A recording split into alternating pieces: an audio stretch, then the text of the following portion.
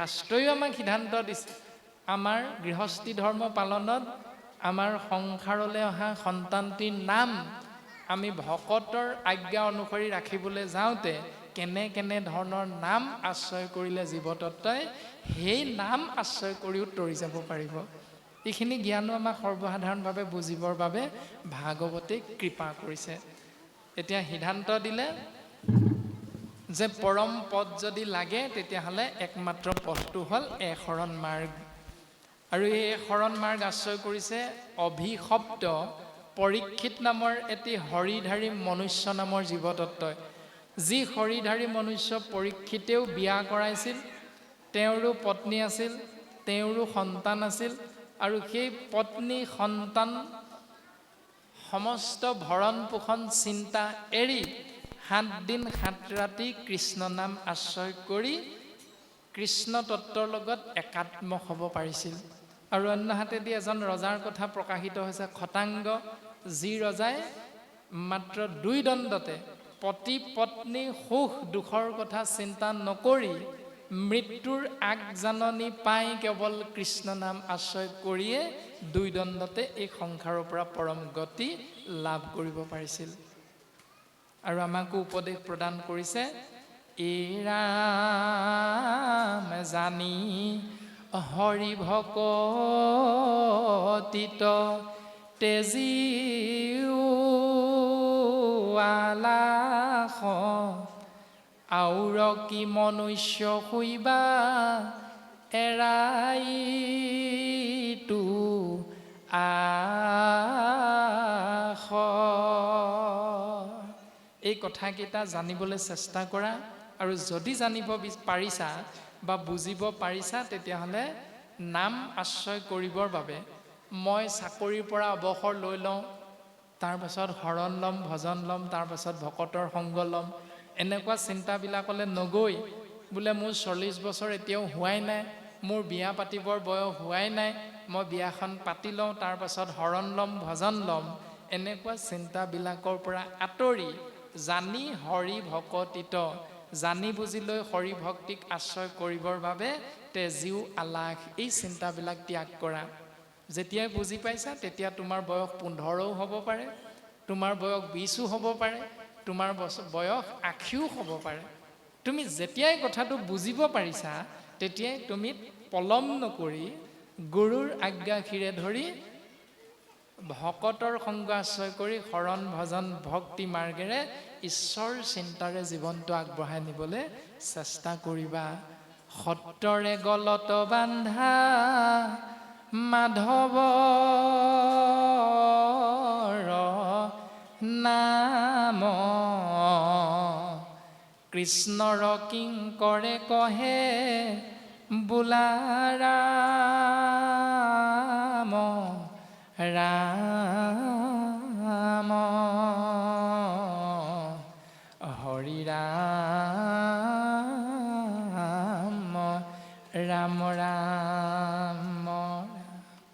সাত্বিক ভাৱাপন্ন হৈ ঈশ্বৰ কৃষ্ণদেৱৰ নাম সদা সৰ্বদা আশ্ৰয় কৰি এই সংসাৰৰ পৰা পৰম গতি লাভৰ বাবে নিজকে সেই ব্যৱস্থাটোৰ মাজত অৱগাহন কৰোৱা, মানে সোমোৱাই লোৱা, সেই ব্যৱস্থাটোৰ মাজলৈ নিজকে লৈ যোৱা।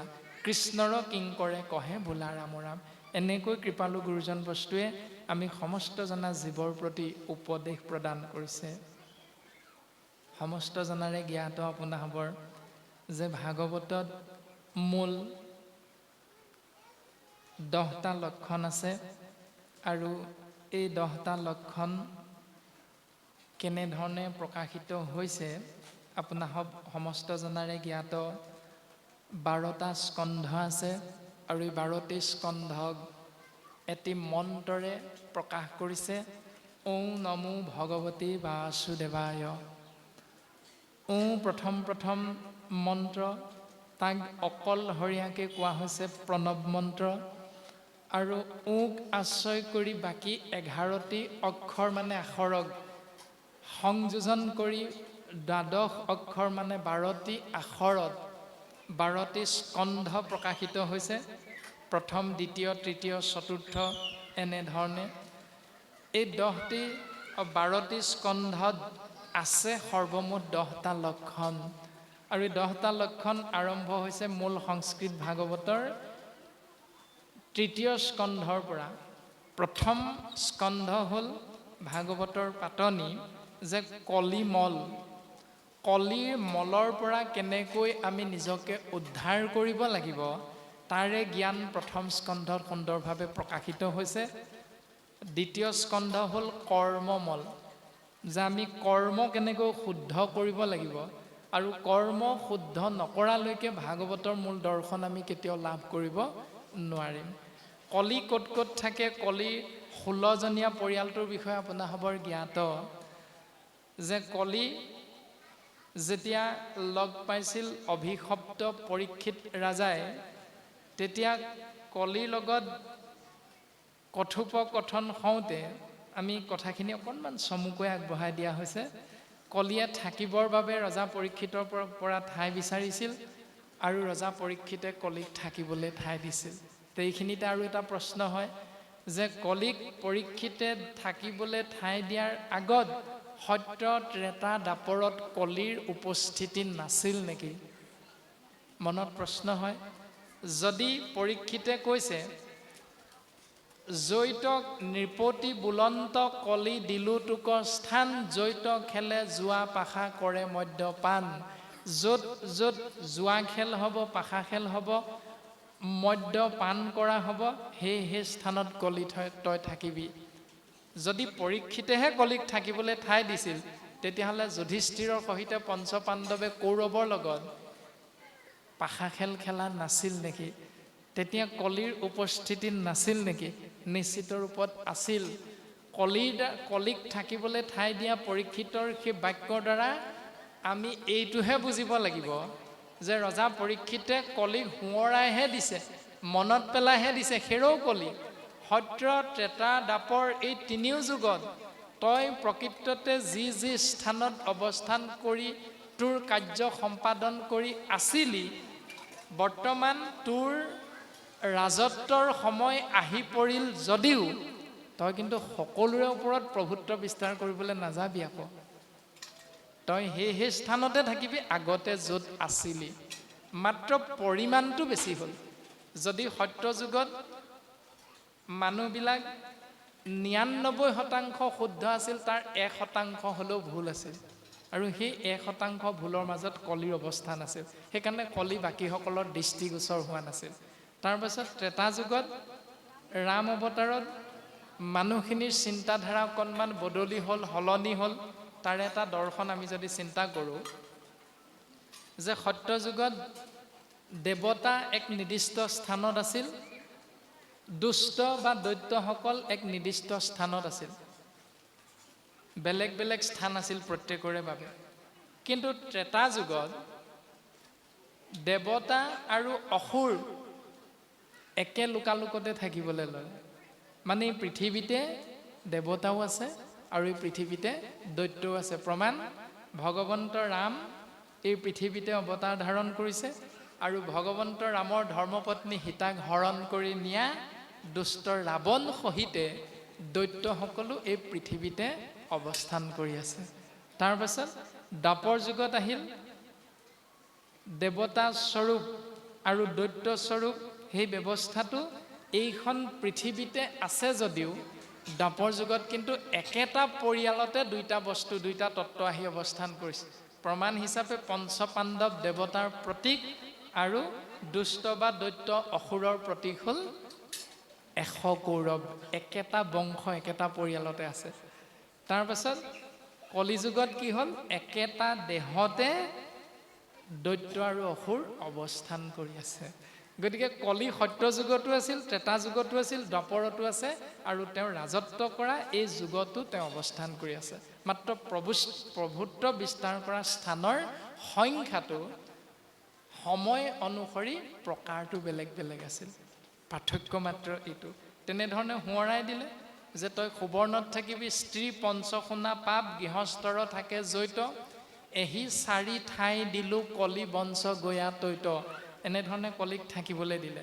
আৰু প্ৰথম স্কন্ধ হ'ল কলিমল। সেই কলিৰ কৰাল গ্ৰাসৰ পৰা প্ৰথম আমি নিজক উদ্ধাৰ কৰিব লাগিব। সেইকাৰণে প্ৰথম স্কন্ধত কলিৰ কৰাল গাখৰ পৰা উদ্ধাৰ পাব পৰা মাৰ্গটো গুৰুজনে আমাক দৰ্শন কৰাইছে। নহ'লে আমি ভাগৱতৰ তত্ত্ব নাপাম। যদিহে ভাগৱতৰ তত্ত্ব লাগে তেতিয়াহ'লে প্ৰথম কলিমলৰ পৰা নিজক আমি আঁতৰ কৰিব লাগিব। প্ৰথম স্কন্ধই পৰম জ্ঞান দিলে। দ্বিতীয় স্কন্ধত দিলে কৰ্মমাৰ্গ, কৰ্মমল। তুমি যিটো কৰ্ম কৰিছা, গীতা শাস্ত্ৰত অৰ্জুনৰ আগত কৃষ্ণ তত্ত্বই কৈছে কৰ্মই ধৰ্ম, যে কৰ্ম কৰা, যি কৰ্ম কৰা সেইটোৱে ধৰ্ম। আমাৰ স্বাভাৱিক চিন্তা, আমি প্ৰত্যেকেই ৰাতিপুৱা শুই উঠাৰ লগে লগে ৰাতি বিচনাত 10 বজালৈকে যেতিয়া আমি বিচনাত পৰোঁ 10 বজাত বা 11 বজাত, সেইখিনি সময়ৰ মাজত আমি যিখিনি ব্যৱস্থা পালন কৰোঁ, সেই ব্যৱস্থা প্ৰত্যেকৰে বেলেগ বেলেগ। কোনোবাই হাতত দা এখন লৈ কিবা এটা ব্যৱস্থাৰ মাজত সোমাবলৈ যায়, কৰ্ম।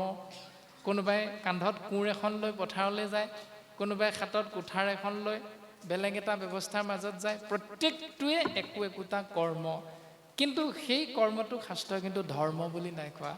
ধৰ্ম তেতিয়াহে হ'ব যেতিয়া তুমি ভবা চিন্তাৰ লগত উৰণ বুৰণ গজন ভ্ৰমণ চাৰিমুঠি জীৱৰ মংগলটো নিহিত হৈ থাকিব, তাকহে ধৰ্ম বুলি কোৱা হৈছে। তুমি ভবা চিন্তাটো, তুমি কৰা হাত দুখনৰ ব্যৱস্থাটোত যদি কেৱল তোমাৰ বুলি ভাবি থকা ল'ৰাটো মোৰ ল'ৰা মোৰ ছোৱালী, মোৰ ধন মোৰ সম্পত্তি মোৰ মাটি মোৰ বাৰী মোৰ গাড়ী, কেৱল মোৰ ব্যৱস্থাটোৰ মাজতহে আপুনি মই সোমাই আছোঁ, তেতিয়াহ'লে সেই কৰ্ম কেতিয়াও ধৰ্ম হ'ব নোৱাৰে। ধৰ্ম বুলি ক'লে সমস্তৰে মংগল চিন্তা কৰি যিটো আমি ব্যৱস্থাৰ মাজত নিজক সোমোৱাই দিম, তাৰ নামহে ধৰ্ম। আৰু সেই কৰ্মটোকহে শাস্ত্ৰই ধৰ্ম বুলি কৈছে। গতিকে সেই কৰ্মমল আমি বুজিব যেতিয়া পাৰিম, বুজি লৈ যেতিয়া তাক আমি নিজে শুদ্ধ ৰূপত আশ্ৰয় কৰিবলৈ চিন্তা কৰিম, তেতিয়াৰ পৰাহে আমাৰ কৰ্মটো ধৰ্মলৈ ৰূপান্তৰিত হ'ব। আৰু সেই ব্যৱস্থাটো দ্বিতীয় স্কন্ধই আমাক সিদ্ধান্ত দিছে। তাৰ পাছতে তৃতীয় স্কন্ধৰ পৰা 10টি লক্ষণৰ কথা প্ৰকাশিত হৈছে। স্বৰ্গ বিসৰ্গ স্থান পোষণ অতি মন্বন্তৰ ঈশানুকথা নিৰোধ মুক্তি আৰু আশ্ৰয়, এনেধৰণে 10টি লক্ষণ আছে তৃতীয় স্কন্ধৰ পৰা 12 নম্বৰ স্কন্ধলৈকে, মানে দ্বাদশ স্কন্ধ পৰ্যন্ত। আৰু দ্বিতীয় স্কন্ধৰ একেবাৰে শেষৰ পদত এভাগী ছবিৰ জৰিয়তে সেই লক্ষণকেইটা কাক বোলে তাৰ উত্তৰ আমাক প্ৰদান কৰিছে। 10ম অধ্যায় ছবি ভাগৱতৰ 10 লক্ষণ বৰ্ণনা। শোক মুনি নিগদতি শুনা ৰাজা মহামতি, কহো ভাগৱতৰ লক্ষণ, পুৰুষৰ পায়া দৃষ্টি উপজয় কাৰণ সৃষ্টি, আকে স্বৰ্গ বোলে সাধুজন।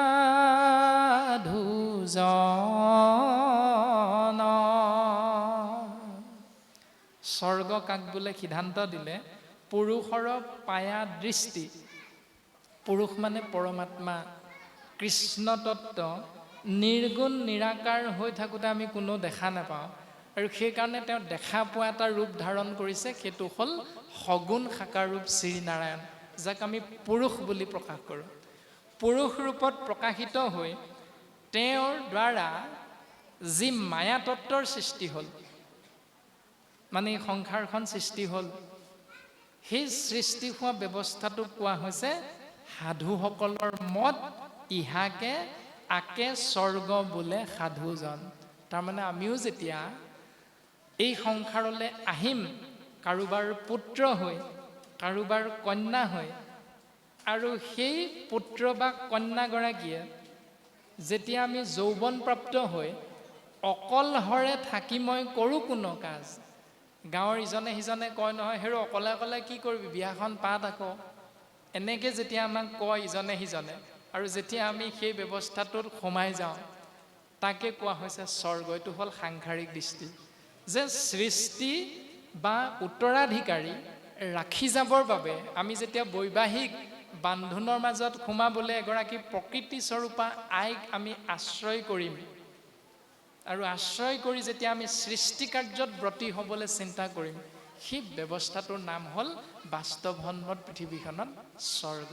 আৰু আধ্যাত্মিক দৰ্শনত কৈছে পুৰুষ নামৰ পৰম আত্মাই এনেকৈ অকলহৰে থাকি সৃষ্টিৰ শোভাবৰ্ধন নেদেখি শোভাবৰ্ধনৰ বাবে তেওঁ প্ৰকৃতি স্বৰূপ মায়া তত্ত্বৰ সৃষ্টি কৰিলে আৰু সৃষ্টি কৰি লীলাভূমি জগত সৃষ্টি কৰি তাতেই তেওঁ লীলা কৰিছে, অৱতাৰ ধাৰণ কৰিছে, জীৱৰ মংগল সাধন কৰিছে। এনে ব্যৱস্থাটোৰ নাম হ'ল স্বৰ্গ। তাৰ পাছত প্ৰকাশ কৰিছে ব্ৰহ্মাৱাদী নানা মত স্ৰজে চৰাচৰ যত ইহাকে বিস্বৰ্গ বুলি কজান ৰাজা দেৱ দৈত্য জাক পাইল মহা মৰ্যাদাক ইটো লক্ষ্য নৰ নাম স্থান। এতিয়া ভগৱন্ত পুৰুষেও সৃষ্টি কৰিছে আৰু ব্ৰহ্মায়ো সৃষ্টি কৰিছে।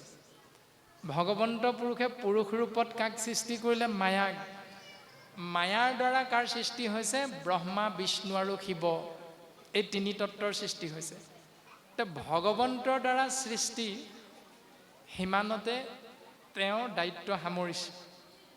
ব্ৰহ্মা, বিষ্ণু, শিৱ এই তিনিও তত্ত্বক সৃষ্টি কৰি তেওঁ নিজে তাৰ মাজত অৱস্থান কৰিছে।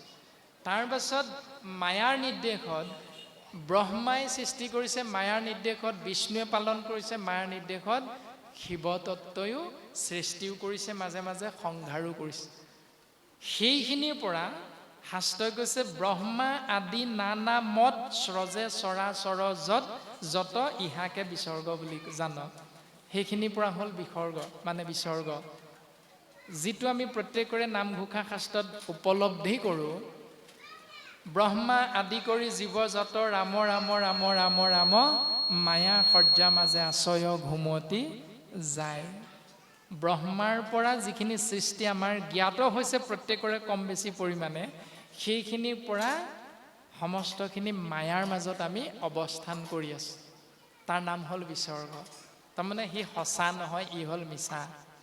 তাৰ পাছতে প্ৰকাশ কৰিলে ৰাজা দেৱ দৈত্য জাক পাইল মহা মৰ্যাদাক ইটো লক্ষ্য নৰ নাম স্থান। ব্ৰহ্মাৰ দ্বাৰা সৃষ্টি এই সংসাৰখনত প্ৰত্যেকে বাসস্থান নিৰ্ণয় কৰি লৈছে নিজে নিজে। স্বয়ম্ভুৱ মনু সৃষ্টি কৰিছে, প্ৰজাপতি হিচাপে প্ৰজাসকলক পালন কৰিবৰ বাবে ব্ৰহ্মাদেৱে 14জন মনুক সৃষ্টি কৰিছে। স্বৰ্গত দেৱতাসকলক থাকিবলৈ দিলে। তাৰপাছত দৈত্য অসুৰসকলক থাকিবৰ বাবে এক স্থান নিৰ্মাণ কৰিছে, 14 ভুৱন বুলি কৈছে স্বৰ্গ। দেৱতাসকলৰ স্থান ওপৰত 7, তলত 7, তাৰমানে অতল, অতল, বিতল, হুতল, তলাতল, ৰসাতল, মহিতল, পাতাল, এনেধৰণে সপ্তলোক। তাৰপাছত ওপৰত ভূ ভুৱ স জন তপ মহি সত্য, এনেধৰণে 7 লোক। এয়া হ'ল 14 ভুৱন। ব্ৰহ্মাৰ পাছত এইখিনি সৃষ্টি হৈছে আৰু ইয়াতে প্ৰত্যেকৰে নিজৰ নিজৰ স্থান নিৰ্বাচন কৰি লৈছে। সেইকাৰণে তাৰ নাম, ইটো লক্ষণৰ নাম হ'ল স্থান। ৰাম মহাপাপী ভক্ত হয় তাকো কৃষ্ণে নিস্তাৰয় জানা ৰাজাই সিটো পোষণ মহন্তৰ কোপে আখি হুৱে দুৰ্বাসনা ৰাখি উটি জানা কৰিলো বৰ্ণন। মহা পাপীসকলো ভক্তৰ হাৰিলে উত্তৰণ হ'ব পাৰে, তাকো কৃষ্ণে নিস্তাৰয়, সেই জীৱতত্বকো কৃষ্ণ তত্ত্বই উদ্ধাৰ কৰে। জানা ৰাজা এহিটো পোষণ, ইয়াৰ নামেই হ'ল পোষণ। মহন্তৰ কোপে আখি শুৱে দুৰ্বাসনা ৰাখি উটি জানা কৰিলো বৰ্ণন। মহন্তসকলৰ কোপত জীৱতত্ত্ব পৰিলেও সমস্ত জীৱতত্ত্ব কৃষ্ণৰ নামত আশ্ৰয় কৰিলে উদ্ধাৰ হ'ব পাৰে। ওপৰত ক'লে তাৰ নাম হ'ল পোষণ, আৰু পাছৰটোৰ নাম হ'ল উটি জানা কৰিলো বৰ্ণন। যিটো হুৱে পুণ্য ভাগী সাধুৰ কৃপাক লাগি কায় বাক্যে কৰোক যতন তেবে কৃষ্ণ পদে মতি বাঢ়িবে সপ্ৰেমৰ ৰতি তৰিবেক দুৰ্ঘোৰ মৰণ। তাৰ পাছত মনু মনু পুত্ৰ ছয় এসম্বাৰ ধৰ্ম হয় মন্বন্তৰ ইহাকে বোলয় বিষ্ণু বৈষ্ণৱৰ কথা প্ৰকটি কহয় যথা এহিটো ঈশান কথা হয়। মনুৰ পুত্ৰসকল কেনে ধৰণে সংসাৰত অৱস্থান কৰিলে যিটো বংশাৱলী তাৰ বিষয়বস্তু য'ত অৱস্থান কৰা হৈছে তাৰ নামেই হ'ল মন্বন্তৰ। তাৰ পাছত বিষ্ণু আৰু বৈষ্ণৱৰ মাজত আলাপ আলোচনা তত্ত্ব দৰ্শন য'ত প্ৰকাশিত হৈছে তাৰ নাম হ'ল ঈশান। জগত উদৰে ধৰি হয়ন কৰন্ত হৰি নিৰোধন কহিলো স্বৰূপ চাৰি মিছা মায়াময় নিজ ব্ৰহ্ম ৰূপ হয় মুকুতি বোলয় আকে ভোগ। তাৰ পাছৰটো হ'ল নিৰোধন। সমস্ত জগতক নিজৰ উদৰত আশ্ৰয় কৰোৱাই ভগৱন্ত পুৰুষ যেতিয়া হয়ন কৰে অনন্ত সজ্জাত সেই ব্যৱস্থাটো য'ত প্ৰকাশিত হয় তাৰ নামেই হ'ল নিৰোধন। তাৰ পাছত সমস্তখিনি মিছা মায়াময় নিজ ব্ৰহ্মৰূপহে কেৱল সত্য এইটোক আশ্ৰয় কৰি জীৱতত্ত্বই যেতিয়া মুক্তি লাভ কৰে তাৰ কথা য'ত প্ৰকাশিত হৈ আছে তাকে কোৱা হৈছে মুকুতি। কোটি কোটি ব্ৰহ্মাণ্ডৰ যত জীৱ সমস্তৰ একমাত্ৰ আশ্ৰয়ৰ স্থান সৃষ্টি স্থিতি প্ৰলয়ৰ হেতু যিটো মহেশ্বৰ আশ্ৰয় কৰিলো ভগৱান। যে সৃষ্টিৰ গৰাকী স্থিতিৰ গৰাকী প্ৰলয়ৰ গৰাকী যিজন পৰম সত্যক আশ্ৰয় কৰিলেহে জীৱৰ মুকুতি হয় তাৰে নাম হ'ল আশ্ৰয়। য'ত ইয়াৰ বিষয়বস্তু বিশদভাৱে আলোচনা হৈছে। শ্ৰী ভাগৱতে এহি দশোটা লক্ষণ কহে এতে কেষে মহন্ত পুৰাণ আন পুৰাণত পাঞ্চ লক্ষণক কহে সাঞ্চ এতে কেষে অল্প কৰি জান। ভাগৱত হ'ল পুৰাণৰ সূৰ্য। বাকী 17 ভাগী পুৰাণত ক'ৰবাত 2টা লক্ষণ আছে, ক'ৰবাত 3টা 4টা 5টা 6টা 7টা 8টা এনেকৈ মুঠতে 10টা লক্ষণ প্ৰকাশিত হৈছে কেৱল পুৰাণৰ সূৰ্য স্বৰূপ মহাভাগৱতত। সেইকাৰণে বাকীখিনিতকৈ ভাগৱত হ'ল শ্ৰেষ্ঠতম। আৰু আজি আমাৰ আশ্ৰয় হৈছে অষ্টম স্কন্ধ, নহয়নে বাৰু? এতিয়া অষ্টম স্কন্ধত পিছে কোনটো বিষয় প্ৰকাশিত হৈছে? আমিতো ইতিমধ্যে 10টা লক্ষণ পালোঁ। এতিয়া 10টা লক্ষণ তৃতীয় স্কন্ধত কি আছে? স্বৰ্গ। চতুৰ্থ স্কন্ধত কি আছে? বিসৰ্গ। পঞ্চমত কি আছে? স্থান। তাৰ পাছত ষষ্ঠত কি আছে? পোষণ। সপ্তমত কি আছে? উতি। আৰু অষ্টমত কি আছে তেতিয়াহ'লে? বৰ্তমান মন্বন্তৰৰ কথা প্ৰকাশিত হৈ আছে। মনুৰ পুত্ৰসকলৰ কথা কেনেধৰণে বিষয়বস্তু ইয়াত প্ৰকাশিত হৈছে ইতিমধ্যে পদবন্ধে আমাক প্ৰকাশ কৰি গৈছে। আৰু ভাগৱতৰ সূচীপত্ৰটো আপোনাসৱ সমস্ত জনাৰে জ্ঞাত যে অষ্টম স্কন্ধত কি কথা প্ৰকাশিত হৈছে। প্ৰথম কথা হ'ল গজেন্দ্ৰ উপাখ্যান, তাৰ পাছতে আহিছে অমৃত মন্থন, তাৰ পাছতে আহিছে বলিচলনৰ কথা, তাৰ পাছতে আহিছে মৎস্য চৰিত্ৰ। এনেধৰণে অষ্টম স্কন্ধত কথাখিনি প্ৰকাশিত হৈছে। এতিয়া এই অষ্টম স্কন্ধত প্ৰকাশিত কথাখিনিক বৰ্তমান উতি বুলি মহন্তৰ কোপে আখি শুৱে দুৰ্বাসনা ৰাখি উতি জানা কৰিলো বৰ্ণন। উতি হ'ল অষ্টম স্কন্ধত প্ৰকাশিত যে মহন্তসকলৰ কোপত পৰি জীৱতত্ত্ব এই সংসাৰত অৱস্থান কৰি আছে। সেইকাৰণে সেই কাহিনীখিনি সেই কথাখিনি য'ত প্ৰকাশিত হৈছে তাৰ নাম উতি বুলি ভাগৱতে সিদ্ধান্ত দিছে। এটা গজেন্দ্ৰ উপাখ্যান। গজেন্দ্ৰই কাৰোবাৰ সাপগ্ৰস্ত হৈ ষষ্ঠী ৰূপত এই সংসাৰত অৱস্থান কৰিছে। তাৰ পাছত গ্ৰাহ নামৰ এটা জীৱতত্ত্বৰ মাজত নিজকে অৱস্থান কৰোৱাই, শৰীৰৰ মাজত অৱস্থান কৰোৱাই অৰণ্যৰ মাজত এটি সৰোবৰত গ্ৰাহ ৰূপত অৱস্থান কৰি আছে। আৰু আমাৰ সমস্ত জনাৰে জ্ঞাত নামে ইন্দ্ৰ দৈন্য ৰাজা অগস্তিৰ অভিশাপে, অগস্তি ঋষিৰ অভিশাপত ইন্দ্ৰদম্য ৰাজা এই ঘোৰ অৰণ্যৰ মাজত গজেন্দ্ৰ ৰূপত হাতী ৰূপত জন্মগ্ৰহণ কৰিব লগা হৈছে। তাৰপাছত হহু নামে গন্ধৰ্ব দেৱল ঋষিৰ অভিশাপত অৰণ্যৰ মাজত সৰোবৰত ঘৰিয়াল ৰূপত অৱস্থান কৰি আছে। আৰু 1000 বছৰ দুইজনে যুদ্ধ কৰি কৰি শেষত গজেন্দ্ৰই বুজি পালে যে এই সংসাৰত সৃষ্টিকৰ এক তত্ত্ব আছে যাৰ নাম হ'ল হৰি। সেইকাৰণে আমি সমস্ত জনাৰে কম বেছি পৰিমাণে জ্ঞাত হয় যে সুন্দে মেৰাই পদ্ম গোট ওপৰক তুলি গজেন্দ্ৰে শৰণ লৈলা ত্ৰাহি হৰি বুলি।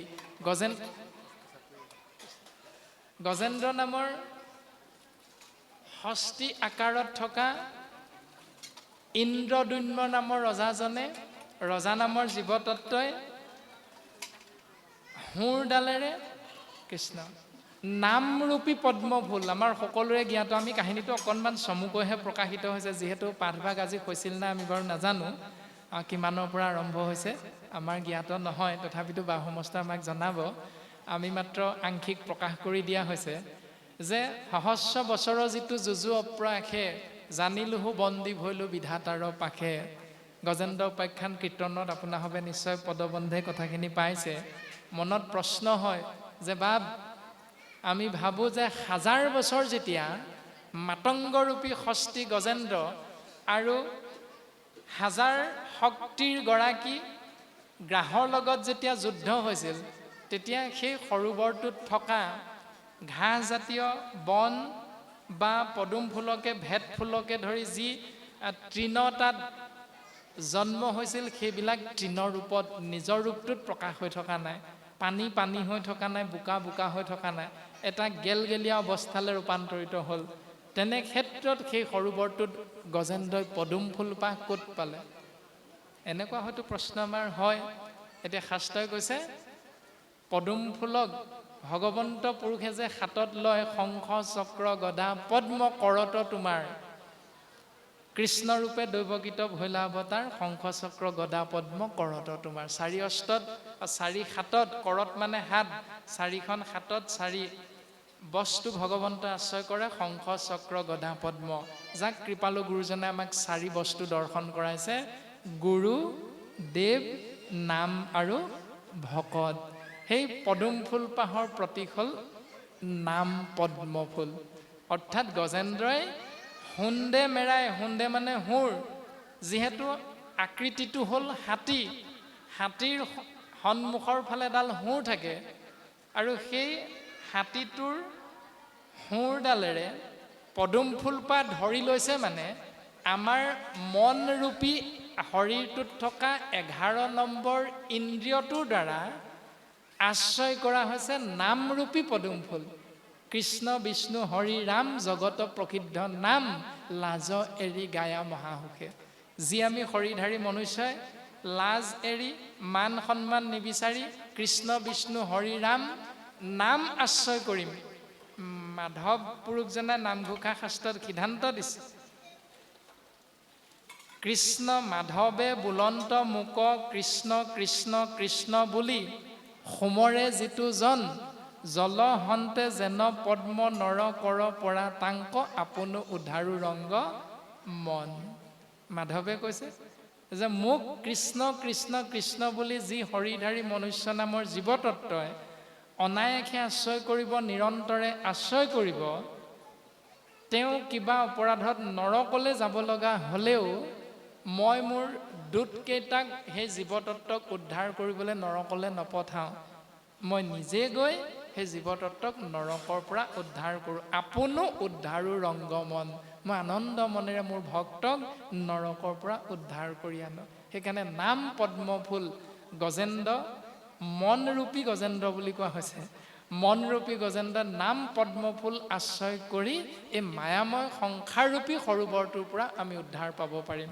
ব্ৰহ্মা আদি কৰি জীৱ যতই প্ৰাৰ্থনা ভাগিত খুব সুন্দৰভাৱে গোটেইকেইটি কথা উল্লেখ হৈ আছে। ক্ষুদ্ৰ সুখে বহু আশা কৰি ভৱ কোপে জীৱ আছে পৰি, কালে সৰ্পে দংশী শৰাইল চেতন তাৰ। যে ক্ষুদ্ৰ সুখে বহু আশা কৰি আমি পাইছোঁ সুখ, কিন্তু সেই সুখটো শাস্ত্ৰই কৈছে ক্ষুদ্ৰ সুখ। ল'ৰা এটা পালোঁ, জন্ম হ'ল, সেইটো সুখ, কিন্তু অলপ দিনৰ পাছত দেখিলোঁ যে ছোৱালী এজনীও যদি হ'লহেঁতেন বৰ সুখ পালোহেঁতেন।